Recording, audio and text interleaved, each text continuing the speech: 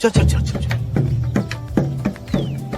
हमने कहा कि जन सुराज की जो व्यवस्था बनेगी तो बाकी जो बड़े काम होने हैं वो तो होंगे, लेकिन in the matter of days and hours 6 चीजें हो जाएंगी। पहली चीज, बिहार से इस फर्जी शराबबंदी के कानून को हटा दिया जाएगा, जिसमें शराब की दुकान बंद है और घर घर शराब की डिलीवरी हो रही है और बिहार के गरीब जनता का 20,000 करोड़ का नुकसान हो रहा है। दूसरी बात हम लोगों ने कही कि बिहार में 60 वर्ष से ज्यादा उम्र के हर महिला पुरुष को, दिव्यांगों को और विधवाओं को जो 400 रुपए की पेंशन पर जी रहे थे, अभी हम लोग के डर से 1100 हुआ है। जैसे ही जनसुराज की व्यवस्था बनेगी उनको 2,000 रुपए महीना मिलने लगेगा, ताकि उनकी एक बेसिक जिंदगी जीने के काबिल वो हो जाए। तीसरी बात कही गई कि जैसे ही सरकार बनेगी 7 दिन के अंदर एक नया विभाग बनाया जाएगा रिलीफ एंड रिहेबिलिटेशन के लिए, उन लोगों के रिलीफ और रिहेबिलिटेशन के लिए जो बिहार से मजबूरी में पलायन कर गए हैं। उस विभाग का सिर्फ ये काम होगा कि आने वाले साल भर में 50 लाख से ज्यादा लोग जो बिहार से बाहर 10,000 12,000 की मजदूरी के लिए गए हैं, उनको बिहार में ही रोजी रोजगार की व्यवस्था की जाए,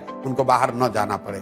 चौथा काम ये किया जाएगा, जिस गांव में भी सरकारी विद्यालय की हालत खराब है वहां गरीब लोगों को ये सुविधा दे दी जाएगी कि जब तक सरकारी विद्यालय आपका नहीं सुधरता है, आप अपने बच्चे को अपने इलाके के प्राइवेट स्कूल में भेजिए, उसका फीस सरकार भरेगी। पांचवा चीज ये किया जाएगा कि जो लोग भी खेती कर रहे हैं, जो लोग भी खाने वाली खेती से कमाने वाली खेती में मूव करेंगे, मतलब जो धान गेहूं ज्वार बाजरे की खेती को छोड़कर कैश क्रॉप की खेती में जाएंगे, उनको मनरेगा के तहत मजदूर मुफ्त कर दिए जाएंगे। और छठवीं और अंतिम बात, जितने भी लोग यहाँ पर रोजी रोजगार करना चाहते हैं, जो महिलाएं हैं, युवा है, उसको हम लोग भीख नहीं देना चाहते हैं। उसको ये कहते हैं कि आप कर्ज लीजिए, कर्ज पर आपको 10% 12% ब्याज नहीं लगेगा, 4% ब्याज लगेगा।